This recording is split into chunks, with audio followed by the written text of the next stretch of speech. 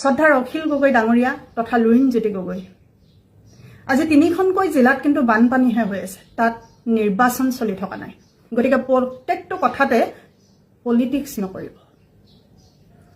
আপোনাৰ চিৰসত্য মাননীয় মুখ্যমন্ত্ৰী ডাঙৰীয়া যিজন মুখ্যমন্ত্ৰী ডাঙৰীয়া আপুনি 24 ঘণ্টাই আঙুলি টুৱাই থাকে যিজন মুখ্যমন্ত্ৰী ডাঙৰীয়াক গালি পাৰোতে পাৰোতে আপোনাৰ টেটু শুকাই যায় সেইজন মাননীয় মুখ্যমন্ত্ৰী ডাঙৰীয়া আপোনাৰ সমষ্টিলৈ অহাৰ পাছত আপুনি যেতিয়া শ্ৰদ্ধাৰে আদৰি আনি আপ্যায়ন কৰিছিল তেতিয়া হাজাৰজনে আপোনাক প্ৰশ্ন কৰিছিল বোলে মাননীয় মুখ্যমন্ত্ৰী ডাঙৰীয়াক আপোনাৰ সমষ্টিত পোৱাৰ পাছতো আপুনি ভিজা মেকুৰীটোৰ দৰে হল কিয় আপুনি উত্তৰ দিছিল যে তেখেত মোৰ সমষ্টিলৈ অহা এজন অতিথি গতিকে তেখেতক সন্মানেৰে আদৰি অনাটো আপ্যায়ন কৰাটো মোৰ দায়িত্ব আৰু কৰ্তব্য যদি হেয়াই হয় আজমলৰ ক্ষেত্ৰত তেনে আচৰণ আপোনাৰ পৰা নেদেখিলো কিয় কোন আজমল ডাঙৰীয়া আমি আজিলৈকে ওচৰত দেখাই নাই যিজন ব্যক্তি একেবাৰে অলৰথৰ থিয় হৈ থাকিবলৈ দুফালে দুজন মানুহৰ প্ৰয়োজন হয় তেনেকুৱা এজন বয়োজ্যেষ্ঠ ব্যক্তি আপোনাৰ সমষ্টিতে দুৰ্যোগৰ সময়ত সহায়ৰ হাত আগবঢ়াবলৈ আগবাঢ়ি আহিছে গতিকে মাননীয় মুখ্যমন্ত্ৰী ডাঙৰীয়াৰ ক্ষেত্ৰত যদি আপুনি অতিথি দেৱ ভৱ বাক্যহাৰ ব্যৱহাৰ কৰিব পাৰে আজমল ডাঙৰীয়াৰ ক্ষেত্ৰত কিয় ব্যৱহাৰ কৰিব নোৱাৰে আকৌ কওঁ তিনিখনকৈ জিলাত কিন্তু বানপানীহে হৈ আছে তাত নিৰ্বাচন চলি থকা নাই গতিকে প্ৰত্যেকটো মুহূৰ্ততে কেতিয়াও পলিটিক্স নকৰিব যিজন ব্যক্তিয়ে আপোনাৰ সমষ্টিৰ সেই আত্মজনৰ ওচৰত সহায়ৰ হাত আগবঢ়াবলৈ আহিছে এজন বয়োজ্যেষ্ঠ ব্যক্তি গতিকে তেনেকুৱা এজন ব্যক্তিৰ ক্ষেত্ৰত আপোনাৰ মুখৰ পৰা এনে ধৰণৰ কথা শুনিলে আমাৰো কিবা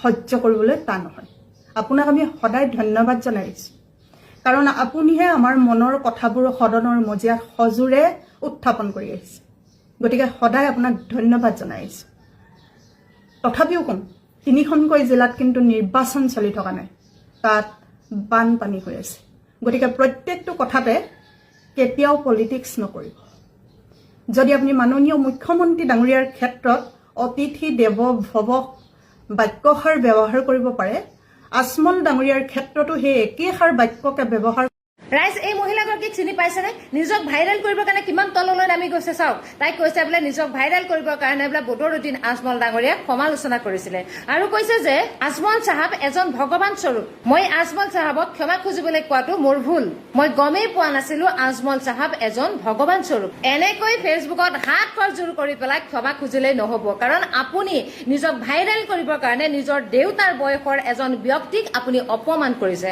আপুনি চিঞৰি চিঞৰি কৈছিলে যে 24 ঘণ্টাৰ ভিতৰত আজমল ডাঙৰীয়াই ক্ষমা খুজিব লাগিব কিন্তু পাৰিলে জানো ক্ষমা খুজাব নোৱাৰিলে কাৰণ আজমল ডাঙৰীয়াই একো বেয়া কাম কৰা নাছিলে আজমল ডাঙৰীয়াই সেই মহিলা কেইগৰাকীক ভৰিত ধৰিবলৈ কোৱা নাছিলে কিন্তু আপুনিহে কৈছিলে যে তেতুৰ শিৰ ফুলাই ফুলাই কৈছিলে যে আমি অসমীয়া মহিলাসকল আমাৰ আই আমি পংগু নহয় আপুনি এইটোও কৈছিলে যে আজমল ডাঙৰীয়াই 500 টকা দিছে সেৱা কৰিব লগা হৈছে কিন্তু আজমল ডাঙৰীয়াই কি বুলি কৈছিলে সেইটো হয়তো আপোনাৰ শুনিবলৈ সময় নহলে আজমল ডাঙৰীয়াই কৈছিলে যে মই সেৱা কৰিবলৈ কোৱা নাছিলো আমাৰ ধৰ্মত এনেকুৱা ধৰণৰ কোনো নিয়ম নাই কিন্তু মহিলাসকলে কৈছিলে যে আমাৰ এইটো নিয়ম যে জ্যেষ্ঠজনক আমি ভৰিত ধৰি সেৱা কৰি পেলাই সন্মান জনাও আৰু সেই সন্মানখিনিকে হয়তো আপুনি বুজি নাপালে সেইকাৰণে আহি পেলাই নিজক ভাইৰেল কৰিবৰ কাৰণে চিঞৰি চিঞৰি কৈছিলে যে বদৰুদ্দিন আজমল ডাঙৰীয়াই 24 ঘণ্টাৰ ভিতৰত মাপ খুজিব লাগিব আপুনি কোন হয়ো আপুনি কোন যে বদৰুদ্দিন আজমল ডাঙৰীয়াক আপুনি এনেকুৱা ধৰণৰ এটা নিয়ম দি দিব যে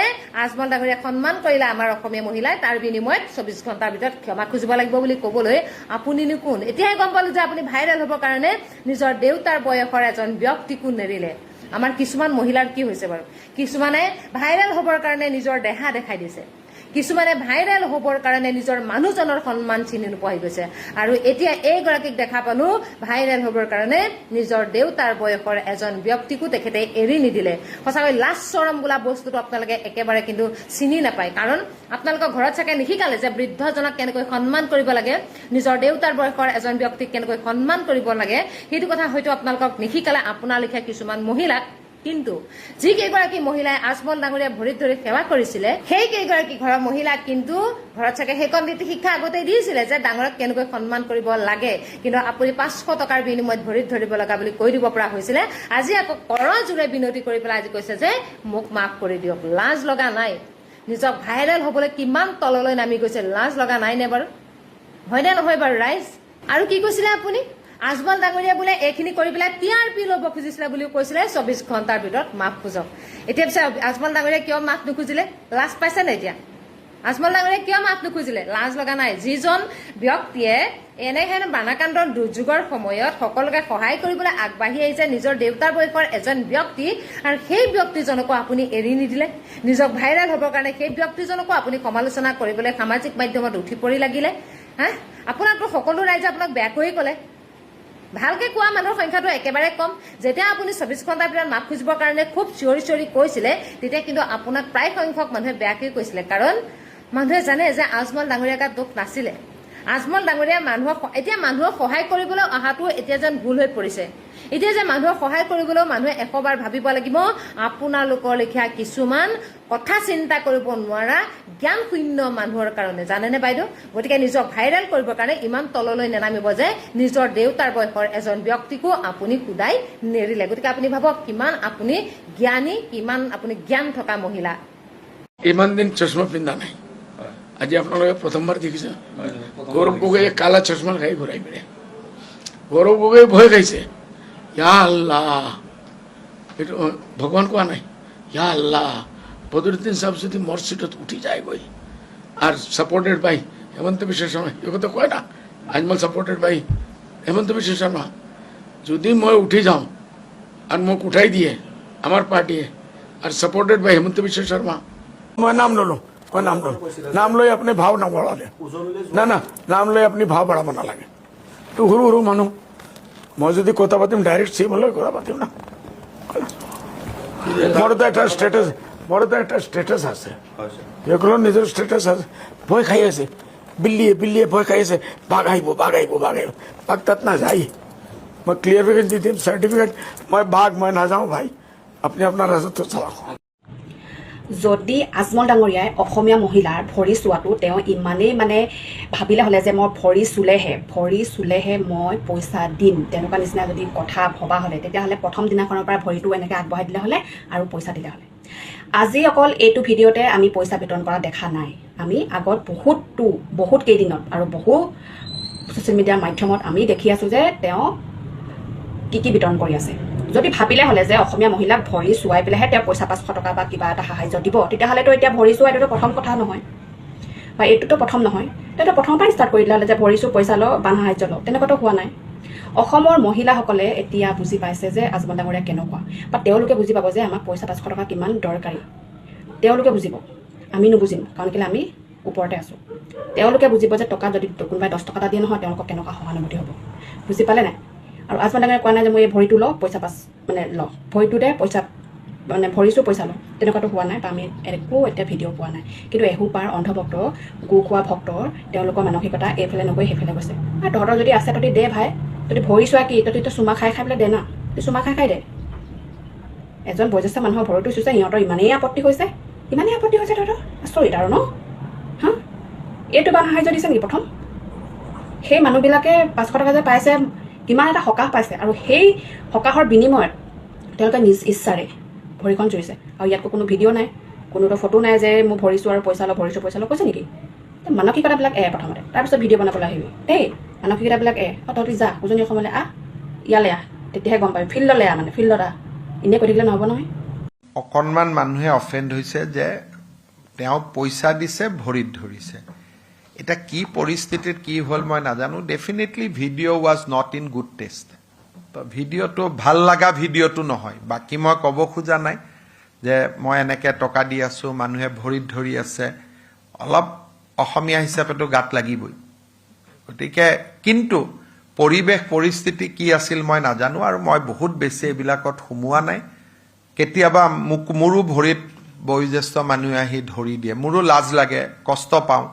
কিন্তু যেতিয়া ধৰি উঠাব খোজো অলৰেডি ধৰিলেই, সেইবোৰ ভিডিঅ' ওলালে মোৰো লাজ লাগিব কেতিয়াবা। ডাঙৰ বয়সস্থ মহিলাই মামা বুলি সাৱটি ধৰাটো বেলেগ কথা, কিছুমানে আহি ভৰিটো ধৰি দিয়ে, উঠাব যত্ন কৰোঁ, কেতিয়াবা বেলেগৰ লগত কথা পাতি থাকোঁতে উঠাব নোৱাৰোঁ, ভিডিঅ' ওলালেতো খুব বেয়া দেখিব যে মোক কোনোবাই ভৰিত ধৰি আছে, মই বেলেগৰ লগত কথা পাতি আছোঁ। গতিকে পলিটিচিয়ানে বহুত ধৰণৰ চিটুৱেশ্যন ফিল্ডত ফেচ কৰিব লাগে। কাৰণে এই বিষয়ে মই চোৱা নাই, বিমল বৰাই চাই আছে, তেওঁ ক'ব কি ক'ব লাগে, কিন্তু ডেফিনেটলি ভিডিঅ'টোত অলপমানতো মনটোতো বেয়া লাগিবই। যোৱাকালি স্বাধীনতা দিৱস পাৰ হৈ গ'ল, বহু ঠাইত বহুতে পতাকা উত্তোলন কৰিলে, কিন্তু আমাৰ বিজেপিৰ একাংশক দেখিলোঁ কেইবা ঠাইতো পতাকা উত্তোলন কৰিছে, পদুম ফুলৰ পতাকা। স্বাধীনতা দিৱসৰ দিনা পতাকাখনত অশোক চক্ৰ নাই, এপাহ পদুম ফুলহে আছে। ইয়াৰ অৰ্থ কি? এই বিজেপিৰ পতাকাখনৰ ৰংটো ক'ৰ হয় মই এইটো বুজি নাপাওঁ। কিয়নো হেৰিটো হৈছে আচলতে দলটো হৈছে এটা চিম্বলক লৈ পেলাই, দলটো বনোৱাৰ পিছত এটা চিম্বল দিয়ে, সেই দলটোৰ নামত সেই চিম্বলটো থাকে। যেনেকৈ কংগ্ৰেছৰ হাত থাকে, বিজেপিৰ ফুল থাকে, অগপৰ হাতী থাকে, ঠিক তেনেকৈ প্ৰতিটো দলৰ এটা এটা চিম্বল থাকে। কিন্তু কাপোৰখন একেখন হ'লেও কোনো প্ৰব্লেম নাই। কংগ্ৰেছৰ যিখন কাপোৰ, যিটো আমাৰ মানে 3 বৰণীয়া জাতীয় পতাকা বুলি কয়, সেই 3 বৰণীয়া জাতীয় পতাকাখন হৈছে 3টা বৰণ আছে আমাৰ কংগ্ৰেছৰ যিখন পতাকা তাত, আৰু তাৰ মাজতে হাতৰ এখন ছবি দিয়া আছে। যেনে আজি 15 আগষ্টৰ যিখন পতাকা, অশোক চক্ৰটো মাজত থাকে, সেই অশোক চক্ৰটোৰ জেগাত যেনিবা হাতখন দিয়া হৈছে, সেইটো কংগ্ৰেছ দল। সেই একেই 3 বৰণীয়া জাতীয় পতাকাখনত যদি পদুম ফুল পাহু দিলেহেঁতেন, সেই ভাৰতীয় পতাকা, জাতীয় পতাকাৰ ৰং একেটাই থাকিব লাগিব, তেতিয়া পদুম ফুলৰ পতাকাখনৰ ৰং কেনেকৈ সলনি হ'ল? এইটো বেলেগ দেশৰ ৰঙৰ লগত মিলে, মোৰ ভাৰতৰ দেশৰ ৰঙৰ লগত নিমিলে। গতিকে ভাৰতৰ তেওঁলোক শত্ৰু নে বন্ধু?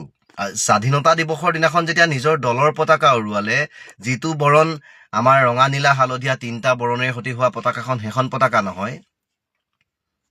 পদুম ফুলৰ যিখন পতাকা, তাত ৰঙো বেলেগ, সেইখন পতাকা উত্তোলন কৰাৰ অৰ্থ কি হ'ল? মানে এই বিজেপিৰ নেতা মন্ত্ৰীসকল ব্ৰিটিছে আগৰ এৰি যোৱা ঠাল ঠেঙুলি নেকি? মোৰ সন্দেহ। নে ব্ৰিটিছৰ লগত কৰি থকা দালাল আছিল এওঁলোকৰ নিজৰ মন মগজু বোলা বস্তুটো নাই নেকি? যে আজি স্বাধীনতা দিৱস, আমি আজি পতাকাখন উত্তোলনহে কৰিবলৈ লৈছো, আমি পোষ্টাৰ লগাবলৈ লোৱা নাই ক'তো। গতিকে এইখন পতাকা হৈছে স্বাধীনতা দিৱসৰ পতাকা। গতিকে দেশৰ স্বাধীনতাৰ আজি 80তম দিন হয়। এই মহাত্মা গান্ধীৰ দিনতেই দেশ স্বাধীন হৈছিল। গতিকে আজি তেখেতৰ নামত বা দেশৰ নামত আমি স্বাধীন নাগৰিক হিচাপে মানে মনৰ এটা আনন্দৰ মাজেৰে আমি এই পতাকাখন উত্তোলন কৰিছো। তো বিজেপি তেতিয়া জন্মই হোৱা নাই যেতিয়া দেশ স্বাধীন হৈছিল, আৰু এই বিজেপিৰ পতাকা স্বাধীনতা দিৱসৰ দিনাখন উত্তোলন কৰাটো তাৰমানে একেবাৰে মানে মানি লোৱা বিষয়ে নহয়। এইটো ইয়াত আইন প্ৰশাসন আছে, আইনে কি কয় সেইটো নাজানো। আচলতে বৰ্তমান চৰকাৰখনৰ সময়ত সকলো বিক্ৰী হৈ গৈছে। সকলোকে কিনি পেলাই টকাবোৰ ব্যয় কৰি দিয়াৰ কাৰণে চাগে আজি বান সাহায্য দিবলৈ ৰাইজৰ ওচৰত হাত পাতিব লগা হ'ল। আচলতে সকলো মানে আইন প্ৰশাসনৰ পৰা ধৰি ডক্তৰৰ পৰা ধৰি সকলোখিনি আমাৰ চৰকাৰে কিনি থৈছে, হাতৰ মুঠিত টকা ব্যয় কৰি কিনি থৈছে ৰাইজক লুটিপুটি। আৰু সেইকাৰণে আজি বানপানীত সাহায্য কৰিবৰ কাৰণে চৰকাৰৰ হাতত এটকাও নাই, কিয়নো চৰকাৰে মানুহ কিনোতেই গ'ল, নিজৰ স্বাৰ্থৰ কাৰণে, ভোটৰ কাৰণে মানুহক কিনোতেই গ'ল, আৰু নিজৰ শক্তি বনাবৰ কাৰণে সকলোকে কিনি বাকী সাধাৰণ জনতাক মানে ভয় খুৱাবৰ কাৰণে এই পৰিকল্পনা কৰোঁতেই গ'ল। সকলো টকা ইলেকশ্যনৰ সময়ত আঁচনি দি গ'ল। সেইকাৰণে চৰকাৰলৈ এতিয়া বানপানীৰ সময়ত ৰাইজক আগবঢ়াবলৈ টকা নোহোৱা হ'ল, আৰু নোহোৱা হোৱাৰ কাৰণে আকৌ 2 টকামান ঘটাৰ এটা প্ৰচেষ্টাৰে এই বান সাহায্যৰ নামত কতৰা লৈ এই চৰকাৰ ঘূৰি আছে, আৰু সাধাৰণ জনতাক পাব্লিকৰ মাজত কালেকশ্যন কৰিবলৈ মানা কৰিছে, নহ'লে তেওঁলোকলৈ কমি যাব। গতিকে এইবিলাক এটা এটা দুৰ্যোগ যে আহে মোৰ দেশত, এই চৰকাৰখনৰ ভালৰ দিনৰ আহিবৰ কাৰণে আহে।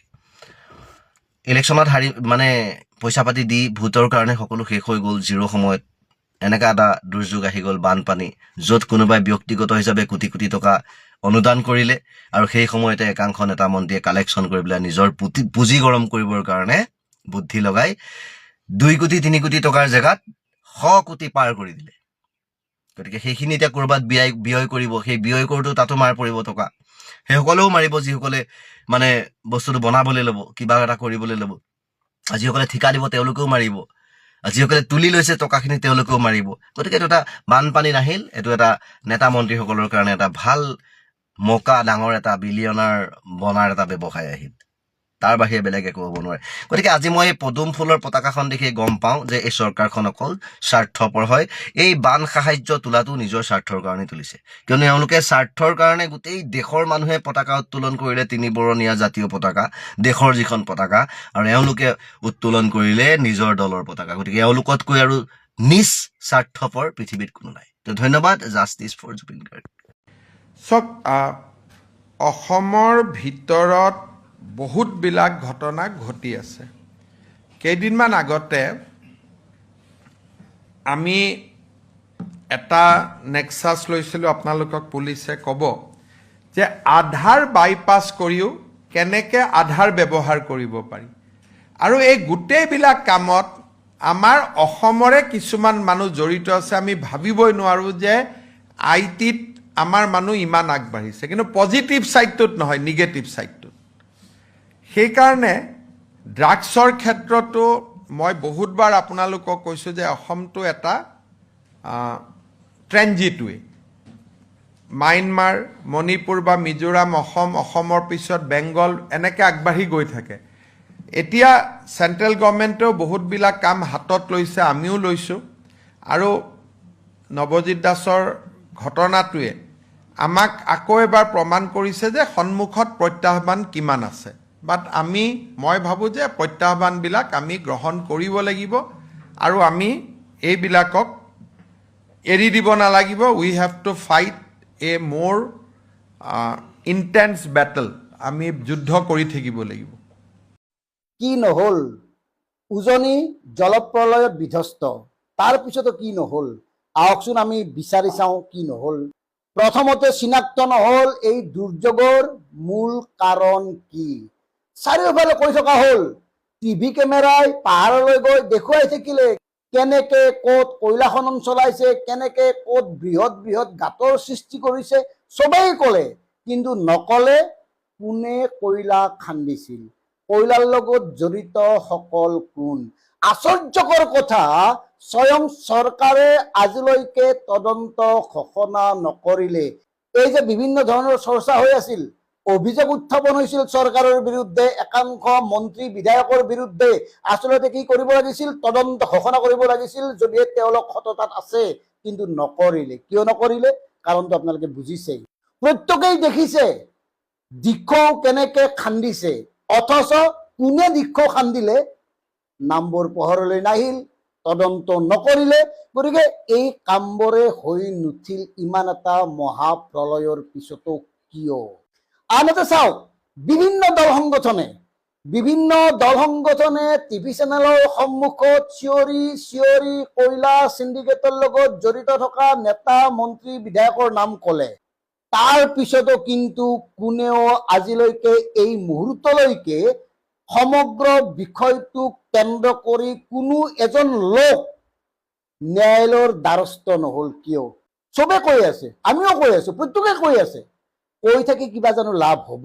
এই যে দল সংগঠন উজনিৰ চব জাতীয় দল সংগঠন, তেওঁলোকে কোনোবাই ন্যায়ালয়ৰ কাষ চাপিলনে? প্ৰত্যেকেই মাল পায়, আমি আগৰ পৰাই কৈ আহিছো। আৰু এই যে চৰ্চা উত্তেজনা কেৱল সাধাৰণ জনতাক দেখুৱাবৰ কাৰণে, এয়াই যে তেওঁলোক জড়িত নহয়। গতিকে প্ৰিয় দৰ্শক, আমি আগৰ পৰাই কৈ আহিছো, অনাগত সময়তো কৈ থাকিম, উজনিৰ তথাকথিত দল সংগঠনৰ নেতাৰ বাবেই এই দুৰ্যোগ। আৰু এই দুৰ্যোগৰ বাবে দায়ী প্ৰত্যেকটা দল সংগঠনৰ প্ৰত্যেকগৰাকী জ্যেষ্ঠ নেতা কৰ্মী, তাত কোনো সন্দেহ নাই। মন কৰক, টিভি চেনেলৰ একাংশ সম্পাদকে নাগালেণ্ডৰ পাহাৰলৈ গৈ দেখুৱালে ক'ত কেনেকৈ কয়লা খনন হ'ল, কেনেকে বৃহৎ বৃহৎ আকাৰৰ গাঁতৰ সৃষ্টি কৰা হ'ল, অথচ সেই কয়লা চিণ্ডিকেটৰ লগত জড়িত কোনো এগৰাকী লোকৰ নাম কোৱাৰ সাহস নহ'ল। নাগালেণ্ডৰ কেইজনমান মানুহৰ নাম কৈছিল, কিন্তু অসমৰ কোন জড়িত, ক'ৰ পৰা, কেনেকৈ, কাৰ জৰিয়তে, ক'লৈ কয়লা আদান প্ৰদান হয়, এই কথাবোৰ ক'ব নোৱাৰিলে কিয়? গতিকে এই মহাদুৰ্যোগৰ পিছতো এই ঘটনাবোৰ নহ'ল। আনহাতে কি নহ'ল? ইমানৰ পিছতো কেন্দ্ৰীয় চৰকাৰে কোনো ধৰণৰ অতিৰিক্ত বান সাহায্য ঘোষণা নকৰিলে। কেন্দ্ৰীয় মন্ত্ৰী JP নাড্ডাই নিয়ম মাফিক এবাৰ চাই গ'ল, নহ'লে বেয়া পাব, গালি পাৰিব, তাকো কেইদিনমান পিছত তাৰ পিছতো কিন্তু অতিৰিক্তভাৱে কোনো ধৰণৰ পুঁজি অসমলৈ প্ৰেৰণ নকৰিলে কিয়? বিৰোধীসকলেও চিঞৰি আছে। এতিয়া বিৰোধী দল কংগ্ৰেছৰ কোনগৰাকী কেন্দ্ৰীয় নেতা আহিল? কোনো নাহিল। প্ৰত্যেকেই চিঞৰি আছে মানে সিন্ডিকেট অমুক হৈছে তমুক হৈছে, তদন্ত কৰক, অথচ কোনেও ন্যায়ালয়ৰ কাষ নাচাপে। মানে কি, এই গোটেই অংকবোৰ আপোনালোকে কৰি চাওক, আৰু কৰি চালে আপোনালোকে উত্তৰ পাব। ইয়াতে সকলোৱে জড়িত, প্ৰত্যেকে ভাগ পায়। একাংশ সংবাদ মাধ্যম, প্ৰতিটো দল সংগঠন, প্ৰতিটো ৰাজনৈতিক দল প্ৰত্যেকে ভাগ পায়। আৰু এই ভাগবোৰ পাই আছিল বাবে সকলোৱে ইমান দিন এই ঘটনাবোৰ দেখিও নেদেখাৰ ভাও ধৰি আছিল। কোনেও দেখা নাছিল দিক্ষৌ যে খান্দি আছে, কোনেও দেখা নাছিল ক'ৰ পৰা কেনেকৈ শ শ অবৈধ কয়লাৰ ট্ৰাক অহা যোৱা কৰে। কোনেও নাজানে দল সংগঠনে কাৰ প্ৰেচাৰ, কাৰ ডাম্পাৰ, কাৰ ফকলেন, কোনে কয়লা চলাই আছে, এই কথাবোৰ কোনেও নাজানে। কেৱল তেওঁলোকে জানে মিয়া কাৰ ঘৰত আছে, মিয়াক কোনে ভাড়া দিছে, এই কথাবোৰ জানে। তেওঁলোকে কেৱল টিভিৰ সন্মুখত লাচিত বৰফুকন হ'ব জানে, কামে কাজে জিৰ' একো নাই। আৰু সেইকাৰণে কৈছো, অনাগত সময়ত ইয়াতকৈ ভয়ংকৰ দুৰ্যোগৰ মুখামুখি হ'বলৈ সাজু থাকক শিৱসাগৰৰ সাধাৰণ জনতা, উজনি অসমৰ সাধাৰণ জনতা। বাকী নেতাসকলে ৰাজনীতি কৰি থাকিব, ৰাইজসকল সমভাগী হৈ থাকিব, জিন্দাবাদ জিন্দাবাদ জিন্দাবাদ ধ্বনি দি পিছফালে দৌৰি থাকিব। নেতা মন্ত্ৰীয়ে যি কয় তাকেই বেদবাক্য বুলি মানি ল'ব। এনেকেই চলি থাকিব। আৰুনো কি আহে? দুৰ্যোগে সাধাৰণ জনতাকে ধ্বংস কৰে, ডাঙৰ মানুহখিনিকতো একো নকৰে। গতিকে এনেকে চলি যাব দিয়ক। ধন্যবাদ। জয় আই অসম। কাজিৰঙাত এতিয়াৰ পৰা জীৱ জন্তু নাথাকিব। কাজিৰঙাত এতিয়াৰ পৰা এশিঙীয়া গড় চাবলৈ পৃথিৱীৰ বিভিন্ন প্ৰান্তৰ পৰা মানুহ নাহিব। কাৰণ কাজিৰঙাত এতিয়া গড় নাথাকে, হাতী নাথাকে, থাকিব 5 ষ্টাৰ হোটেল। হয়, শুনিবলৈ যদিও বেয়া লাগিছে, এইটো আচলতে এতিয়া হ'বলগীয়া এটা প্ৰকৃত সত্য। কাজিৰঙাত এতিয়া ডাঙৰ ডাঙৰ হোটেল হ'ব, কাজিৰঙাত এতিয়া 5 ষ্টাৰ হোটেল হ'ব। সেইবাবেই অসম চৰকাৰে সিদ্ধান্ত লৈছে যে কাজিৰঙাৰ ইক' চেঞ্চিটিভ জোন 10 কিলোমিটাৰৰ পৰা 1 কিলোমিটাৰৰ হ্ৰাস কৰা হ'ব, অৰ্থাৎ ৰিডিউচ কৰা হ'ব। এই সিদ্ধান্তৰ কথা ইতিমধ্যে অসমৰ মুখ্যমন্ত্ৰীগৰাকীয়ে প্ৰকাশ কৰিছে। এতিয়া কথাটো হ'ল, আমি স্বাধীনতাৰ 80টা বছৰ পাৰ হোৱাৰ পাছত আজিও আমি ক'ৰবাত নহয় ক'ৰবাত এই পৰাধীনতাৰ শিকলিডাল হাতে ভৰি বান্ধি লৈ আছো নেকি? জৈৱ বৈচিত্ৰ্যৰ কথা যেতিয়া ক'বলৈ যাওঁ, আমি জীৱশ্ৰেষ্ঠ মানুহ, আৰু আমি এই জীৱশ্ৰেষ্ঠ মানুহে সদায় প্ৰকৃতিৰ বুকুত সৃষ্টি হোৱা প্ৰতিটো জীৱকুলৰ প্ৰতিটো সৃষ্টিৰ ক্ষেত্ৰত সদায় আমি ন্যায়পৰায়ণ হ'ব লাগে। সেইবাবে আমি জীৱৰ বাবে নিৰ্দিষ্ট যিখিনি ঠাই আছে, জীৱ জন্তুৰ বাবে নিৰ্দিষ্ট যিখিনি ঠাই আছে, সেইখিনিক আমি নিৰ্দিষ্ট ঠাই হিচাপে তেওঁলোকৰ মতে থাকিবলৈ আমি এৰি দিছোঁ। আৰু তেনেকৈ কাজিৰঙাৰ নিচিনা বহু ৰাষ্ট্ৰীয় উদ্যান বা অভয়াৰণ্য আছে বা বনাঞ্চল আছে। এতিয়া কাজিৰঙাত জীৱ জন্তুৰ সংখ্যা হ্ৰাস হোৱা নাই, কাজিৰঙাত জীৱ জন্তুৰ সংখ্যা বৃদ্ধি পাইছে। তথাপি কিয় আমাৰ অসম চৰকাৰে এই 10 কিলোমিটাৰ ইক' চেঞ্চিটিভ জোনটোক 1 কিলোমিটাৰলৈ ৰিডিউচ কৰিব বিচাৰিছে? এয়া ৰহস্যৰ। এইটো আমিও বুজি পোৱা নাই। কাজিৰঙা কেৱল অসমৰ ঐতিহ্য নহয়, কাজিৰঙা বিশ্বৰ ঐতিহ্য।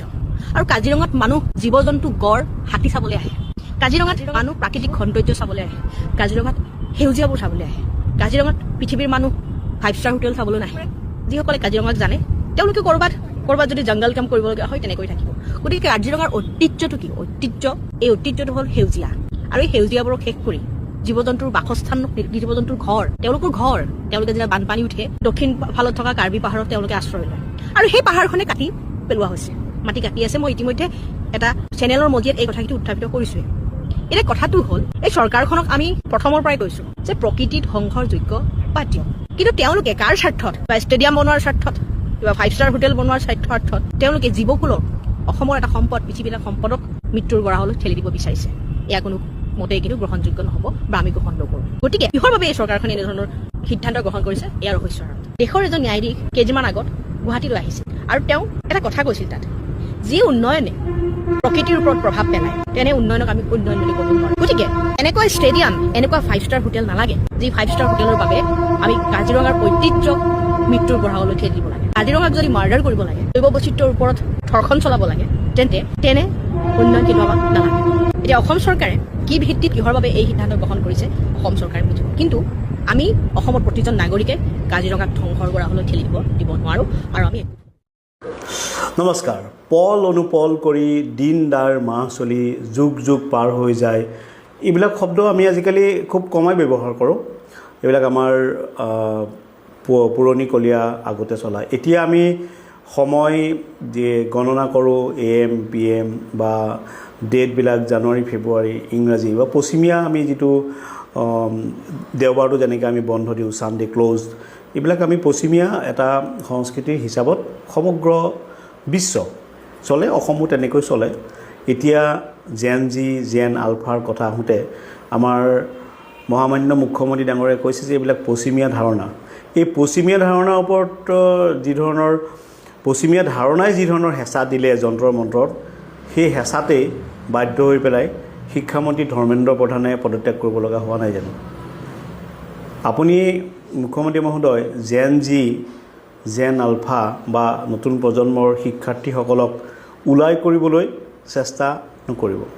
কাৰণ এইসকল আপুনি কোৱাৰ দৰে বাৰু ঠিক আছে, আপুনি কৈছে আপোনাৰ ল'ৰা ছোৱালীৰ দৰে, এই ল'ৰা ছোৱালীবিলাকৰ ভৱিষ্যতৰ কথা আপুনি কেনেধৰণৰ চিন্তা কৰিছে? আপোনালোকেতো শিক্ষা খণ্ডত বাজেটত পুঁজি কাৰ্টেল কৰি আহি আছে। এইটো চেণ্ট্ৰেল বাজেটতো হৈছে, ষ্টেট বাজেটতো হৈছে। মুখ্যমন্ত্ৰী মহোদয়, আপুনি আৰু আপোনাৰ চৰকাৰে এতিয়ালৈকে প্ৰায় 8,000 শিক্ষানুষ্ঠান, চৰকাৰী শিক্ষানুষ্ঠান বন্ধ কৰি দিছে। আমি শিক্ষানুষ্ঠান বুলি ক'লে চৰকাৰী শিক্ষানুষ্ঠানেই বুজিম। আমি নিজেও চৰকাৰী শিক্ষানুষ্ঠানত পঢ়ি অহা, আমাৰ ল'ৰা ছোৱালীও চৰকাৰী শিক্ষানুষ্ঠানতেই পঢ়ি আছে। আপোনালোকে কিন্তু চৰকাৰী শিক্ষানুষ্ঠান বন্ধ কৰাৰ প্ৰতিযোগিতাত নামি পৰিছে। এফালে উত্তৰ প্ৰদেশ, আনফালে অসম। কোনে কিমান খৰতকীয়াকৈ এমালগিমেশ্যনৰ নামত বিদ্যালয় বন্ধ কৰিব পাৰে, শিক্ষকৰ পদবিলাক নোহোৱা কৰিব পাৰে, ছাত্ৰ ছাত্ৰীৰ সংখ্যা হ্ৰাস কৰিব পাৰে, আৰু ব্যক্তিগত খণ্ডৰ বিদ্যালয়ক কেনেকৈ আপোনালোকে প্ৰাধান্য দিব পাৰে, সেই প্ৰতিযোগিতাত আপোনালোক লাগি পৰিছে। মূল বিষয় সেইটো নহয়। মূল বিষয় হ'ল আপুনি নিজৰ ল'ৰা ছোৱালী বুলি কৈছে ছাত্ৰ ছাত্ৰীসকলক, খুব ভাল পাইছোঁ, আপোনাক ধন্যবাদ জ্ঞাপন কৰিছোঁ। আপুনি যে অসমৰ সকলো ছাত্ৰ ছাত্ৰীক নিজৰ ল'ৰা ছোৱালী বুলি ক'বলৈ সেই আপোনাৰ অন্তৰত যে মৰম উপজিছে, সেই ল'ৰা ছোৱালীবিলাকৰ পাঠদান কৰাৰ ক্ষেত্ৰত আপুনি এবাৰো চিন্তা কৰা নাই যে? এতিয়া আমি উজনি অসমৰ কথা বাদেই দিলোঁ, তেওঁলোকৰতো বহুতে পাঠ্যপুথি পোৱাই নাছিলে। সমগ্ৰ অসমতে পাঠ্যপুথি পোৱা নাইকিয়া। আৰু আপোনালোকে 600 টকাত যি 3যোৰ ইউনিফৰ্ম দিছে, সেইলৈ ইতিমধ্যে বিতৰ্ক হৈ গৈছে। শিক্ষামন্ত্ৰীগৰাকীয়ে এই কথা ক'ব নোৱাৰিলে যে তেখেতে কটনৰ ভাল ইউনিফৰ্ম দিব পাৰিব। কিন্তু শিক্ষা দিবৰ কাৰণে, ল'ৰা ছোৱালীক পঢ়াবৰ কাৰণে শিক্ষক শিক্ষয়িত্ৰী ক'ত? আপুনি শিক্ষক শিক্ষয়িত্ৰীসকলক ইমান কামৰ হেঁচা দিয়ে, এতিয়া আপুনি লগাইছে চেঞ্চাছত, জনগণনাত। এই শিক্ষক শিক্ষয়িত্ৰীসকলক এতিয়া আপুনি, বহু শিক্ষক শিক্ষয়িত্ৰী আছে অৱসৰ পাবলৈ বেছি দিন নাই, তেখেতসকলে মোবাইল ফোন, এণ্ড্ৰইড ফোনৰ ব্যৱহাৰ ভালকৈ নাজানে, খৰধৰকৈ তেওঁলোকক চেঞ্চাছৰ দায়িত্ব দিয়া হৈছে। এতিয়া এই চেঞ্চাছ কৰি থাকোঁতে বোধ কৰোঁ 17 আগষ্টৰ পৰা ঘৰে ঘৰে গৈ শিক্ষকসকলে চেঞ্চাছ কৰিব লাগিব। অৱশ্যে আন বিষয়াসকলো আছে, কিন্তু 80% শিক্ষক শিক্ষয়িত্ৰী। এই শিক্ষক শিক্ষয়িত্ৰী চেঞ্চাছত বিজি থাকিব, ব্যস্ত থাকিব, ছাত্ৰ ছাত্ৰীসকলক কোনে পঢ়াব? কেনেকৈ পঢ়াব? পাঠদান কেনেকৈ হ'ব? কেনেকৈ ভাল ৰিজাল্ট কৰিব ছাত্ৰ ছাত্ৰীয়ে? এটাই ভাল লগা কথা হৈছে, দীৰ্ঘদিন ধৰি নিশ্চুপ হৈ থকা সদৌ অসম ছাত্ৰ সন্থাই এই বিষয়টোত এতিয়া মাত মাতিছে। কিছু বছৰ আগলৈকে সদৌ অসম ছাত্ৰ সন্থাই এই বিষয়বিলাকত মুঠেই মাত মতা নাছিলে। তেওঁলোকে ছাত্ৰ ছাত্ৰীৰ সমস্যাৰ কথাও তেওঁলোকে মাত মাতিবলৈ পাহৰি গৈছিলে। তাৰ কাৰণ ৰাইজে জানে, অসমৰ ৰাইজে। বিভিন্ন ধৰণৰ হেঁচা আছিলে, প্ৰেছাৰ আছিলে, সমুজল কুমাৰ ভট্টাচাৰ্য ডাঙৰীয়াৰ ওপৰতো বিভিন্ন ধৰণৰ প্ৰেছাৰ আছিলে। কিন্তু এতিয়া দেখা গৈছে যে নতুন চামে এই কথাবিলাক মাত মাতিবলৈ লৈছে, আচুটো এটা পৰিৱৰ্তন আহিছে। এইটো এটা ভাল লক্ষণ। এইটো ৰাজনীতিকৰণ কৰা নাইকিয়া। মই মূল এটা যিটো বিদ্যাৰ্থিনীক পৰিৱেশৰ কথা ক'ব গৈছোঁ, ছাত্ৰ ছাত্ৰীৰ সমস্যাৰ কথা ক'ব গৈছোঁ। আৰু মই কোন দলৰ প্ৰতিনিধি সেইটো বাদ দিয়ক, মুখ্যমন্ত্ৰী ডাঙৰীয়া, আপোনাক পোনপটীয়া প্ৰশ্ন কৰিছোঁ, যদি ছাত্ৰ ছাত্ৰীসকল আপোনাৰ ল'ৰা ছোৱালীৰ দৰে হয়, আপুনি মৰম কৰক, তেওঁলোকক পঢ়াৰ সুবিধা দিয়ক। বুনিয়াদী সা সুবিধা নাই বহু বিদ্যালয়ত, খবৰবিলাক আপোনালোকৰ ওচৰত নাপায়গৈ। বিদ্যালয়সমূহত গৰমত এতিয়া ফেন থাকিলেও কাৰেণ্ট নাথাকে, চ'লাৰ ছিষ্টেম কৰি দিয়ক যদি পাৰে, সুবিধা আছে। আপুনি মৰম কৰে ন ল'ৰা ছোৱালীবিলাকক, চব বিদ্যালয়ত চ'লাৰ কৰাৰ এটা প্ৰস্তাৱ এটা লওক। আপোনালোকৰতো চ'লাৰ ছিষ্টেমৰ কিবা আদানীক দি পেলাই লোন চোন দিয়াৰ, ছাবচিডি দিয়াৰ ব্যৱস্থা আছে। বিদ্যালয়সমূহত, কলেজসমূহত যেতিয়া কাৰেণ্ট গুচি যায়, তেতিয়া পঢ়া শুনা কৰিব নোৱাৰে। নিজৰ ল'ৰা ছোৱালীক আপুনি এনেকৈ পঢ়াটো বিচাৰে জানো? মূল কথাটো হ'ল যে শিক্ষকৰ ওপৰত যি আপোনালোকে হেঁচা প্ৰয়োগ কৰিছে সেই হেঁচা কমাওক। শিক্ষকক ল'ৰা ছোৱালীক পঢ়োৱাৰ ব্যৱস্থা কৰক। কাৰণ আপুনি জেন আলফাৰ কনচেপ্টত নাই, আপুনি অসমৰ পৰম্পৰাগত কনচেপ্টত আছে। গুৰু শিষ্যৰ কথা আপুনি কয়, নিজৰ ল'ৰা ছোৱালীৰ কথা কয়। বাৰু আপোনাৰ মতেই কৰকচোন, ল'ৰা ছোৱালীক পঢ়াৰ ভাল সুবিধা দিয়ক, শিক্ষকসকলৰ ওপৰত থকা হেঁচা কম কৰক। ধন্যবাদ। নাজিৰা সমষ্টিৰ বিধায়ক ময়ূৰ বৰগোহাঁয়ে আচলতে নিজকে ধোৱা তুলসীৰ পাত সজাবলৈ গৈ বৰ্তমান সময়ত তেখেতে সংবাদ মাধ্যমৰ আগত কৈ আছে যে শিল খননৰ লগত বহু মানুহ জড়িত হৈ আছে, কয়লা খননৰ লগত বহু মানুহ জড়িত হৈ আছে। অৰ্থাৎ তেখেতে স্বীকাৰ কৰিছে যে শিল খনন হৈ আছে, কয়লা খনন হৈ আছে, কয়লা চিণ্ডিকেট চলি আছে, শিলৰ চিণ্ডিকেট চলি আছে। কিন্তু তেখেতে কৈছে যে দীঘলীয়া লিষ্টখন যদি মই ৰাজহুৱা কৰোঁ তেনেহলে বহু মানুহ জেললৈ যাব লাগিব।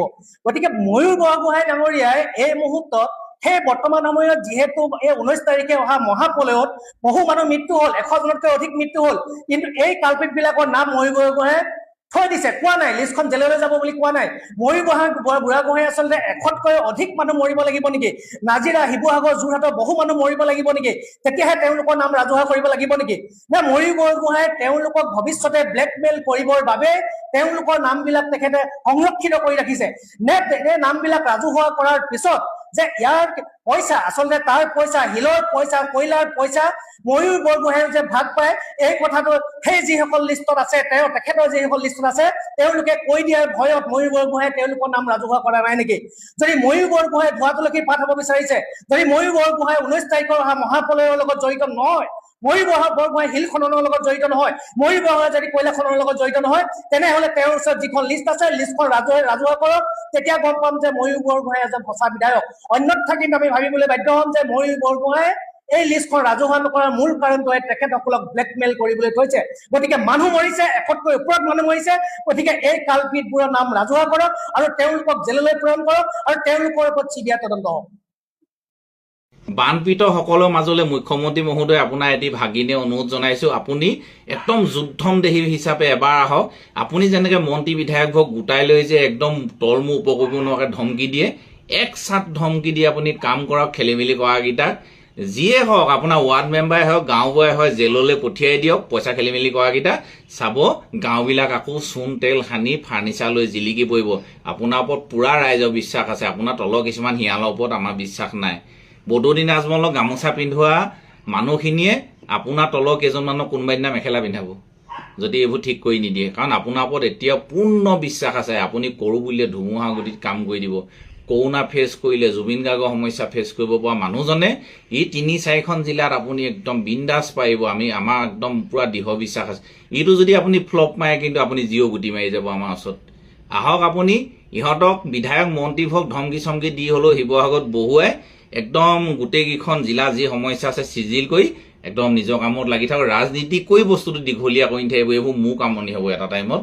ধন্যবাদ। জয় অসম। সেৱা জনাইছো আপোনালোকক, আহকচোন। আপোনালোকৰ যদি পাছে পাছে আমি নাযাওঁ, অচিনাকি বদৰুদ্দিন আজমলৰ পাছে পাছে গৈ গাঁওবোৰ দেখুৱালো, পইচা দিবলৈ মানুহ দেখুৱাইলো যে ইয়াত দিয়ক, ইয়াত দিয়ক, আমুকক বিচনা দিয়ক, আমুকক তুলি দিয়ক, আমুকক 1000 দিয়ক, আমুকক 30,000 দিয়ক। কিন্তু মোৰ নিজৰ ককাই ভাই বিধায়কখিনি বিজেপি যদি আহি পেলাই নি কাম বন কৰে, আমি বা পকৰে কেলে যাম? বদৰুদ্দিন আজমল যেতিয়া যায় গোটেই অসমীয়া বোৱাৰীয়ে গামোচালৈ ৰৈ থাকে আদৰিবলৈ। আপোনালোকে নিকৃষ্ট কাম কৰিলে মেখেলাই কোবাব, ডিফাৰেঞ্চ ইমানে। বদৰুদ্দিন খৰচ কৰি ল'ৰাখিনিয়ে কিমান কষ্ট কৰিলে, এতিয়া চৰকাৰে টকা পইচা দিব, মানুহৰ ঘৰত সহায় কৰি ভিডিঅ' এটা বনাবলৈ কেলে নাযাব? একদম নতুন নতুন আপোনালোকৰ পইচাৰ পৰা ফাৰ্নিচাৰ ল'ব, ঘৰখন ৰং কৰিব। সেইবোৰ জেগাত আমি ফ্ৰীকৈ গান গাই দিমগৈ, অনুষ্ঠান পাতি দিম। আপোনালোকে আহকচোন ভাল মনে। বিপিন চাওডাং ককাইদেউ হাফ পেণ্ট এটা পিন্ধি ঘূৰি ফুৰিলে, কুচুম কৈলাছে ঘূৰি ফুৰিলে গোটেই বোকাই পানীয়ে। তেনেকুৱাত যদি গাঁওবোৰ আপোনালোকে জিলিকাই, আমি গাঁৱত গৈ গৈ এনেই গান গাই এদিন অনুষ্ঠান এটা পাতি আপোনালোকৰ লগত ভোজ খাম। নেযাওঁ যদি ক'বচোন। ধন্যবাদ জনাইছো। আপোনালোকে গামোচা দিবলৈ ৰৈ আছে, মই আকৌ কৈছো অসমীয়া মানুহে। কিন্তু আপোনালোকে নিকৃষ্ট কাম কৰি থাকিলে সেইখিনি মানুহে আপোনালোকক মেখেলাই কোবাব, গামোচা নাপাব নহয়। মিছা বস্তুটো ইমান নোৱাৰিব, অকল লেকচাৰ বাজিত নহ'ব।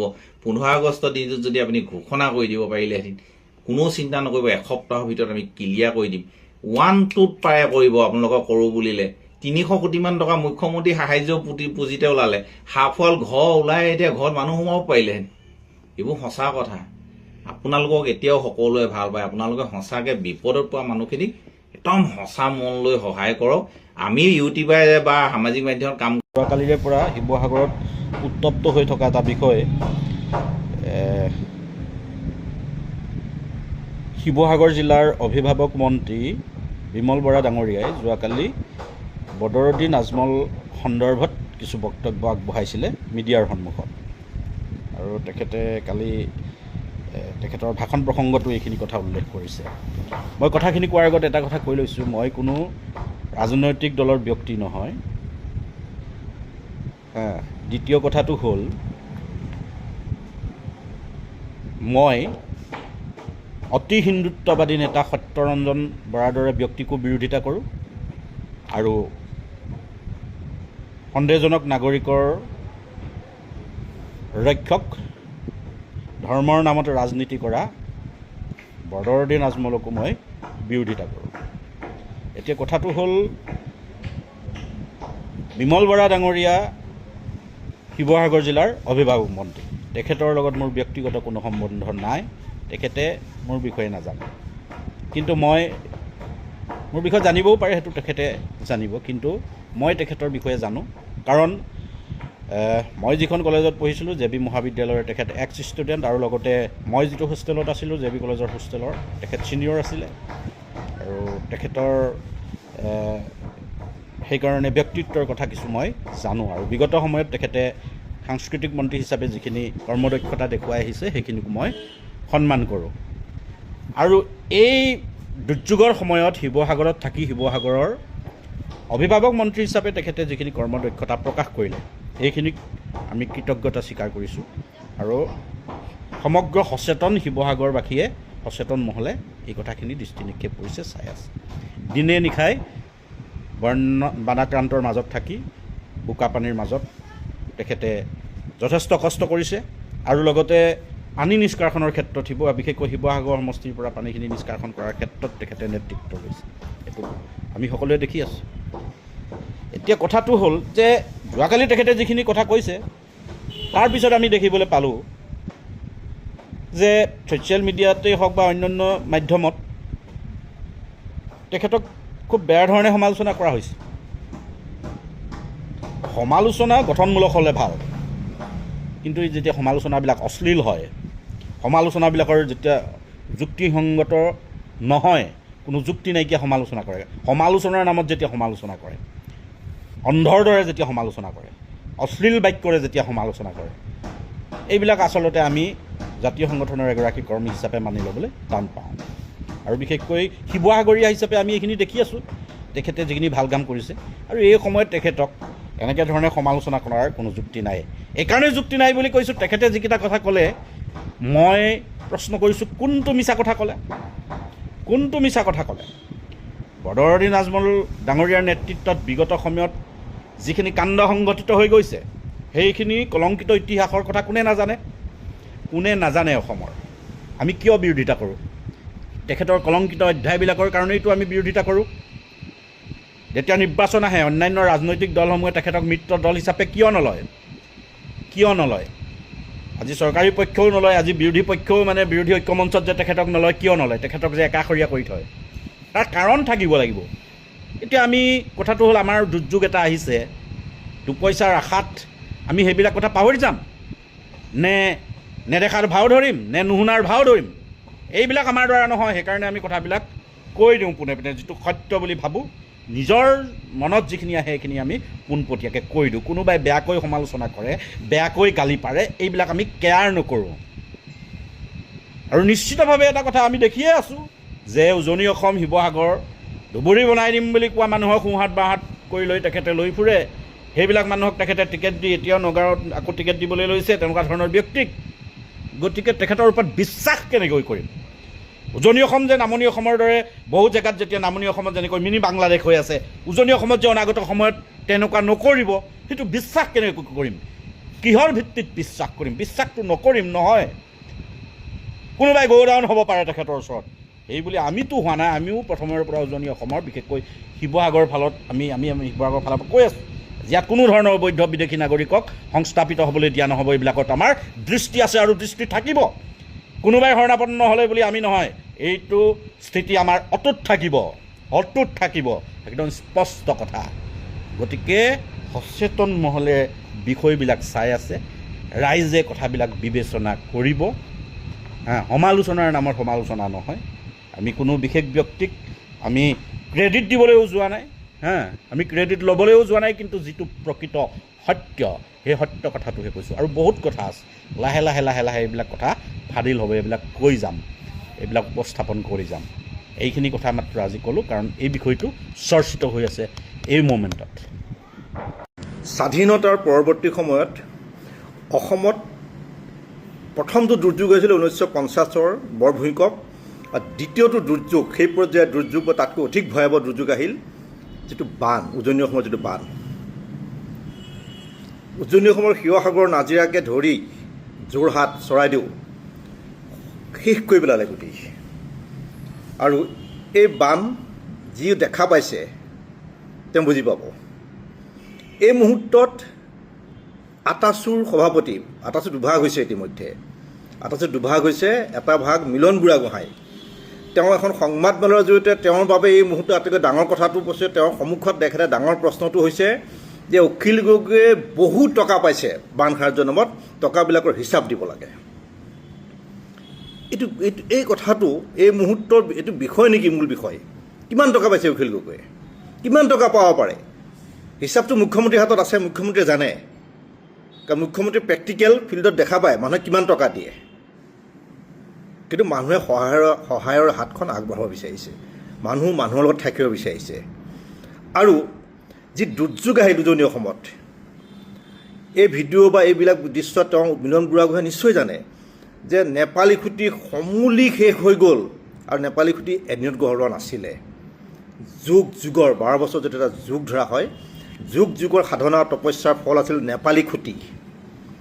আৰু যিটো উজনি অসমৰ সভ্যতা, সেইটো এদিনত গঢ় লৈ উঠা নাছিল। সেই সভ্যতাত অখিল গগৈ, মিলন বুঢ়াগোহাঁইহঁতে এদিনত গঢ়িব পৰা নাই। সেই সভ্যতা, সেই চুকাফাৰ দিনৰ পৰা গঢ়ি উঠা এটা সভ্যতা শেষ হৈ গ'ল। কান্দিছে যি মানুহে অতিথিক 3 সাঁজ খুৱাইছিল, সেই মানুহে এতিয়া খিচিৰিৰ বাবে ৰাস্তাত আহি পেলাই হাত পাতিবলগীয়া হৈছে, কান্দিছে। আৰু প্ৰথমবাৰৰ বাবে মানুহে দেখা পাইছে যে জনপ্ৰতিনিধি এগৰাকীয়ে কি কৰিব পাৰে বা কেনেকুৱা কৰিব লাগে। অখিল গগৈয়ে যি পৰ্যায়ত এই মানুহখিনিৰ কাষত থিয় দিছে, মই অখিল গগৈ ব্যক্তিগতভাৱে প্ৰশংসা কৰা নকৰা বেলেগ এটা বিষয়, ৰাইজে দেখা পাইছে, সকলোৱে স্বীকাৰ কৰিছে। বানপানী আকাশৰ পৰা চাইছিল, আকাশ মাৰ্গৰ পৰা হেলিকপ্টাৰত উঠি। কিন্তু অখিল গগৈয়ে মুখ্যমন্ত্ৰীও, কেন্দ্ৰীয় মন্ত্ৰী জে.পি. নাড্ডাক সকলোকে বোকাত নামিবলৈ বাধ্য কৰাই দিলে। গামবুট পিন্ধি পেলাই সকলো নামিছে বোকাত। এই পৰিস্থিতিটো, এই মুহূৰ্তত এটা সভ্যতা, এটা উপত্যকাক জীৱন দিবৰ কাৰণে কিমান হাজাৰ কোটিৰ প্ৰয়োজন হ'ব পাৰে, তাত অখিল গগৈয়ে কিমান টকা পাইছে, সেইটো মূল বিষয় হ'ব নেকি? মই মিলন বুঢ়াগোহাঁইক অনুৰোধ কৰিছোঁ, আপুনি এগৰাকী নেতা, আটাচুৰ, এটা ফৈদৰ, আপুনি এই মানুহখিনি সংস্থাপনৰ বাবে মুখ্যমন্ত্ৰীৰ লগত কথা পাতক, কওক যে অখিল গগৈয়ে কিমান টকা পাইছে, মুখ্যমন্ত্ৰী আপোনাৰ হিচাপটো দিব, তেওঁৰ হাতত হিচাপ আছে। অখিল গগৈকো সোধক, সংবাদমেল পাতি এতিয়া এই সময় নেকি? তাত শাৰদীয় উৎসৱ আহি আছে, নতুন বছৰ আহি আছে, মাঘৰ বিহু আহি আছে, পথাৰ বুলিবলৈ একো নাই, ঘৰ বুলিবলৈ একো নাই। এইবোৰ কাৰণতে এই যে আঁহ ফলা যিটো ৰাজনীতি, এইকাৰণে চাওঁ পুষ্প গগৈয়ে কৈছিলে যে সকলো আহোম সংগঠন ঐক্যবদ্ধ হ'ব লাগে।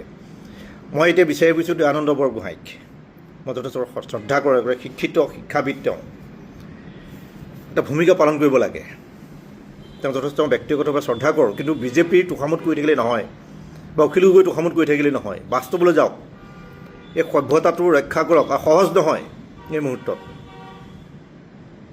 কিমান টকা পাব অখিল গগৈয়ে? বসন্ত গগৈয়ে গম পাব কিমান পাইছে, ময়ূৰ বৰগোহাঁয়ে গম পাব। মূল বিষয় হৈছে এই বান আকৌ আহিব নে নাহে, আকৌ আহিব এই বান, এনেকুৱা প্ৰলয় আকৌ নামিব উজনি অসমত। কাৰণ কি জানে, দিখৌত হোৱা অবৈধ খনন আৰু নাগালেণ্ডৰ যিটো কয়লা খনন, সেই বিষয়ে প্ৰশ্ন উত্থাপিত হ'ব লাগিছিলে, সেই বিষয়ে আলোচনা হ'ব লাগিছিলে। আৰু এটা যদি এনেকুৱা দুৰ্যোগ নামি আহে, উজনিৰ অৱস্থা, উজনি অসমৰ মানুহৰ অৱস্থা পথৰ ভিক্ষাইতকৈ বেয়া হ'ব। সেইটো বিচাৰিছে নেকি? এই কাৰণটো বেমাৰৰ কাৰণটো উলিয়াওক আৰু সেইমতে ঔষধৰ ব্যৱস্থা কৰক, দৰৱৰ ব্যৱস্থা কৰক। কয়লা খনন, শিল খনন সকলোৱে স্বীকাৰ কৰিছে। ভৱিষ্যতে এইটো কিদৰে বন্ধ হ'ব? কাৰণ যি ধৰণে পাহাৰ খুৰুং কৰি পেলালে, সেই পাহাৰত বৰষুণ হ'লে, আজি অৰুণাচলত ডাঙৰ বৰষুণ হৈ আছে, এতিয়া ভূমিস্খলন হৈছে। নাগালেণ্ডৰ সেই পৰিৱেশ, যিটো পাহাৰৰ মাটি, বালি, পানী আহি পেলাই আকৌ উজনি বিভীষিকাৰ সৃষ্টি কৰিব। এটা সভ্যতাৰ কেতিয়াও মূৰ দাঙি উঠিব নোৱাৰিব। ইয়াৰ প্ৰতিকাৰ ব্যৱস্থাৰ কথা চিন্তা কৰক। কেইলাখমান টকা, ধৰি লৈ 2 কোটি টকাই পালে, 10 কোটি টকাই পালে, কিমান টকা সেইখিনি উজনি অসমৰ মানুহখিনিৰ কাৰণে? এতিয়া আপুনি আমানজন আছে, হয়, একোখন গাঁৱত তুলি লওক, ঠিকে আছে, কৰক। কেইজন আহিছে? যিহেতু তেওঁ জনপ্ৰতিনিধি, সি অহা কৰক। গতিকে তেওঁ লৈ যাব, তেওঁ মুখ্যমন্ত্ৰীও লগ ধৰিছে, কেন্দ্ৰীয় মন্ত্ৰীও লগ ধৰিছে। অখিল গগৈ নহয় যদি আপুনি বিধায়ক হ'লহেঁতেন, সেইসকল আপোনাৰ ওচৰলৈ গ'লহেঁতেন, মানুহখিনি আপোনাৰ ওচৰত গ'লেহেঁতেন, আপোনাৰ ওচৰলৈ যাব, স্বাভাৱিক। গণতান্ত্ৰিক পদ্ধতিৰে পাব্লিক মেণ্ডেট লৈ বিজয়ী হোৱা এগৰাকী প্ৰতিনিধি। মুখ্যমন্ত্ৰী যেনেদৰে বিজয়ী হৈছে, জে পি নাড্ডা যিদৰে বিজয়ী হৈছে, তেওঁ সেইদৰে বিজয়ী হৈছে। আপুনি কাৰ ওচৰত দাবী জনাইছে সংবাদমেল পাতি? মানুহখিনিৰ কথা, নিজৰ মানুহখিনি, বঙহৰ যিখিনি মানুহ, যিখিনি কুটুম আপোনাৰ, সেইখিনি কথা ভাবক। ভৱিষ্যতটো ছাত্ৰ ছাত্ৰীসকলৰ কথা ভাবক, তেওঁলোকৰ ভৱিষ্যতৰ কথা ভাবক। আহফলা ৰাজনীতিক এই ধৰণৰ কথাবোৰ এই মুখত শোভা নাপায়। 2-এটা বাতৰি কাকতত বা চেনেলত 2-এটা বাতৰি ওলাল বা পৰ্টেলত ওলাল মানে আপোনাৰ হিৰো নহয়, গম পাইছেনে? সমিল মিলেৰে কাম কৰকচোন, কুশল দৰিকো আনক, তেওঁৰ টকা পইচা আছে, মানুহ মাজত নামিবলৈ দিয়ক। প্ৰতিভা জয়ীকে কওক, আহক। অখিল গগৈয়ে কি কৰিলে, অখিল গগৈ অমুক কৰিলে, অখিল গগৈ অমুক নকৰিলে, এইবোৰ কিয় ধৰি আছে? আমি কি কৰিছোঁ, আপুনি কি কৰিছে, সেই মানুহখিনিৰ বাবে সেই কথাটো বিবেচনা কৰক।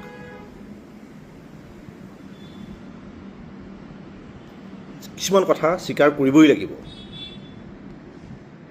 এগৰাকী জনপ্ৰতিনিধিয়ে বানৰ বা মহাপ্লাৱনৰ সময়ত, জলপ্ৰলয়ৰ সময়ত কি কৰিব পাৰে, সৰ্বোচ্চ কিমান কৰিব পাৰে, সেই সকলোখিনি অখিল গগৈয়ে কৰিছে। টকাকেইটা তেওঁ সমষ্টিৰ মানুহৰ হাতলৈ যোৱা পইচাকেইটা তেওঁ কিয় খাব? তাত এই ধৰণৰ কথা বতৰা হিচাপ চেটপত্ৰ দিব, তেওঁ সময়ত ভাবিছোঁ দিব, তেওঁ দি দিব। কিন্তু এই মুহূৰ্তত সেইটো প্ৰধান কাম নেকি? তেওঁ শ্বেতপত্ৰ প্ৰকাশ কৰা, কোনে কিমান দিনে হিচাপ খৰচ, জমা খৰচ, বহি হিচাপ লগা, সেই সভ্যতাটো কিদৰে আকৌ গঢ়িব পাৰি, বান নহাকৈ কেনেকৈ ৰাখিব পাৰি, সেই কথা বিবেচনা কৰক, সেইমতে আগবাঢ়ক। মিলন বুঢ়াগোহাঁই আপোনাক ধন্যবাদ জনাইছোঁ, যাতে ভৱিষ্যতৰ দিনবোৰত উজনি অসমৰ এই মানুহখিনিৰ জীৱনৰ নিৰাপত্তাৰ ব্যৱস্থাটো নিশ্চিত কৰক। এই বান এইবাৰ আকৌ নাহিব, অহাবাৰ আকৌ নাহিব বুলি নিশ্চয়তা লওক। আপুনি নাজানে নাগালেণ্ডৰ পৰা কেনেকৈ কয়লা সৰবৰাহ হৈ আছে? দীঘল বুকুটোৱাখন আপুনি দেখা নাই নেকি? অখিল গগৈ জেপটোলৈ চাইছে, অখিল গগৈ পকেটটোলৈ যে চাইছে, সেইখিনিও চাওক। আমি আপোনাৰ লগত আছোঁ, থাকিম এটা সভ্যতা গঢ়ি উঠাৰ ক্ষেত্ৰত। ধন্যবাদ মিলন বুঢ়াগোহাঁই, ধন্যবাদ।